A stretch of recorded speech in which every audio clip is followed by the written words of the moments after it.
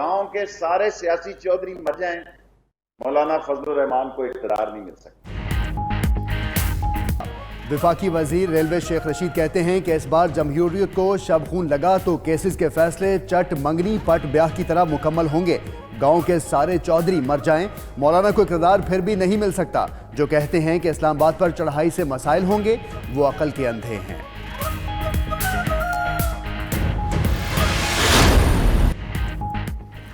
جے you آئی فے کا آزادی مارچ، حکومتی مذاکراتی ٹیم کا مشاورتی اجلاس کچھ دیر بعد پارلیمنٹ ہاؤس میں ہوگا۔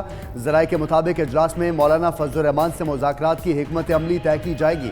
ادھر فیاض الحسن چوہان کہتے ہیں کوئی پارٹی مولانا فضل الرحمان کے ساتھ چلنے کو تیار نہیں ہے۔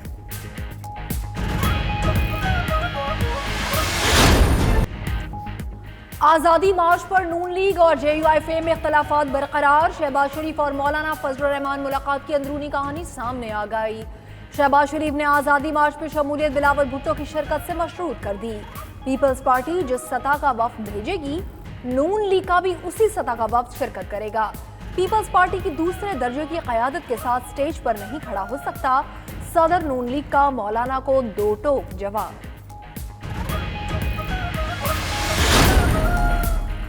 گلگت بلتستان میں موسم کی کروٹ، بابوسر اور دیوسائی میں وقفے سے برف باری، روڈ ٹریفک کے لیے عارضی طور پر بند۔ ادھر بحیرہ عرب میں ہوا کا ایک اور کم دباؤ بننے لگا۔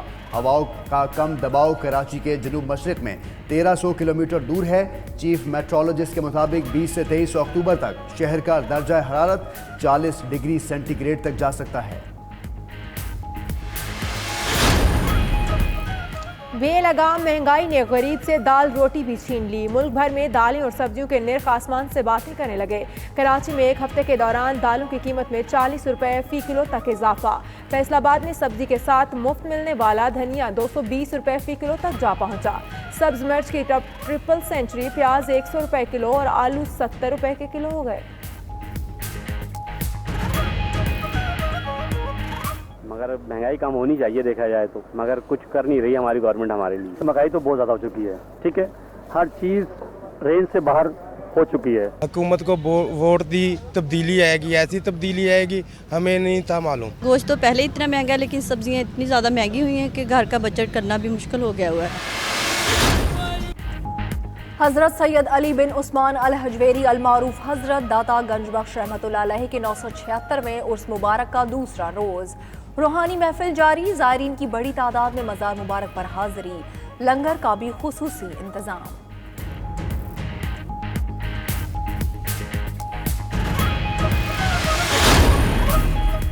دورہ آسٹریلیا سے قبل بالرز کا کیمپ قذافی اسٹیڈیم میں شروع۔ بالنگ کوچ وقار یونس کی زیر نگرانی کیمپ 2 روز جاری رہے گا۔ قائد اعظم ٹرافی اور نیشنل T20 کپ میں بہترین کارکردگی کا مظاہرہ کرنے والے 13 بالرز بھی مدعو ہیں۔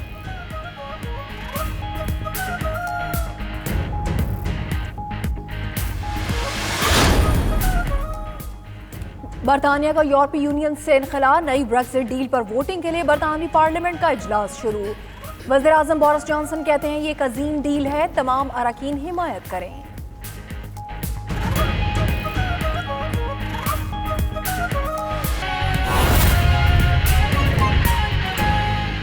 اور آپ یقین جانیں کہ پاکستان میں جن حالات سے ملک گزر رہا ہے، اور یہ سارے سیاستدان کیا چاہتے ہیں؟ ایک این آر او کی مار ہیں سارے، جو کہ عمران خان دینے کے لیے کسی قیمت میں تیار نہیں ہے۔ اور جہاں تک ختم نبوت کے نام پہ چندہ کیا جا رہا ہے، میں ختم نبوت کا سپاہی ہوں، میں کیبنٹ میں ہوں۔ دنیا نے کسی میں وہ طاقت نہیں ہے کہ میں کابینہ میں موجود ہوں تو ختم نبوت کا قانون آپ کے دور میں ہوا حضور، نواز شریف صاحب لا رہے تھے اور فضل الرحمان کی پارٹی ووٹ دے چکی تھی۔ میں نے اس پارٹی کو اور ان لوگوں کو دوزخ کی آگ سے بچایا ہے۔ ریکارڈ نکالیں، ختم نبوت کے مسئلے پہ میں نے دھمکی دی کہ اگر جمعے کے دن تک آپ نے اس کو واپس نہ لیا تو میں دارالعلوم تعلیم القرآن راجہ بازار سے نکلوں گا۔ اور زلزلہ طاری ہو گیا، ساری قوم کو میں نے بتایا کہ یہ ختم نبوت کے خلاف سازش ہے، اور حضور میں کیبنٹ میں ہوں جہاں، اور میں عاشق رسول ہوں، جہاں نبوت کی، خاتم نبوت کی بات ہو، وہاں اگر قوم یقین جانے کہ پہلی دفعہ اس ملک میں عمران خان نے ریاست مدینہ کی بات کی ہے، لوگوں نے لبرلزم کی بات کی ہے، لوگوں نے ایکوٹی کی بات کی ہے، لوگوں نے ڈیموکریسی کی بات کی ہے، لوگوں نے وہ دنیا کے نظاموں کی بات کی ہے، پہلی دفعہ عمران خان نے ریاست مدینہ کی بات کی ہے۔ ہمارے مسائل ہیں،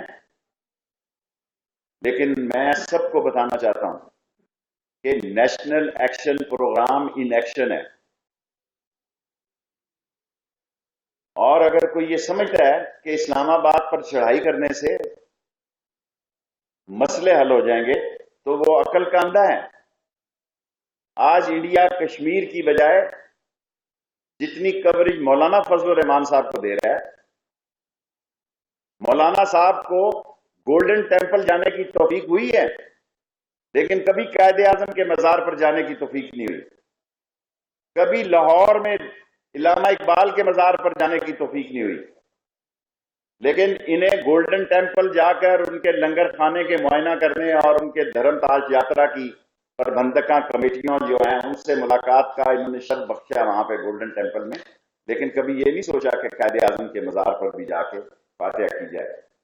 میں نہایت ذمہ داری سے کہتا ہوں، پہلی دفعہ پاکستان میں ایسے خوشگوار حالات ہیں کہ پاکستان کی عظیم فوج اور عظیم سپہ سالار قمر جاوید باجوہ اور عمران خان ایک ہی جمہوری گاڑی کے دو پہیے ہیں، جس کو ڈی ریل کرنے کی فضل الرحمان صاحب کے ہاتھوں یہ ناکام کوشش کروانا چاہتے ہیں۔ میں بڑی ذمہ داری سے یہ کہتا ہوں کہ انڈیا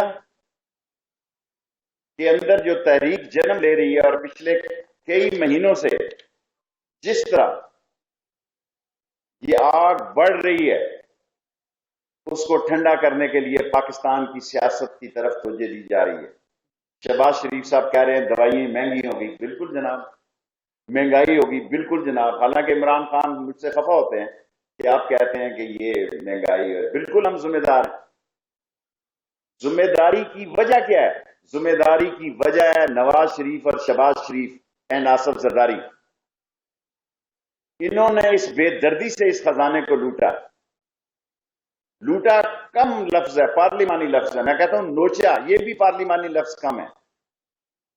دھڑن تختہ کیا اس اکانومی کا، اور شکر کریں کہ عمران خان کی حکومت نے ریکارڈ کا 6 بلین US ڈالرز وہ بھی بچنے جا رہے ہیں، اور کار ہے کہ 1.2 بلین، اور پاکستان معاشی گاڑی پہ چل پڑا ہے۔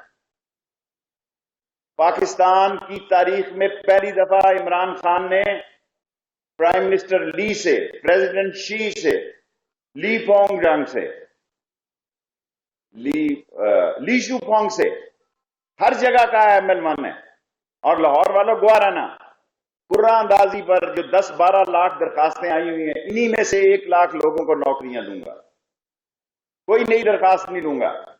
اور جو لوگ کہتے ہیں قرآن اندازی غلط ہے، اس لیے یہ پیسے لے کے نوکریاں دیتے تھے، اور TLA کے ملازمین سے میری کمٹمنٹ تھی کہ اس پہلی تاریخ کو وہ کنفرم ہوں گے، لیکن سٹے ہو گیا، ورنہ ہم یہ 3500 کے 3500 آدمی اس 5500 میں شامل تھے۔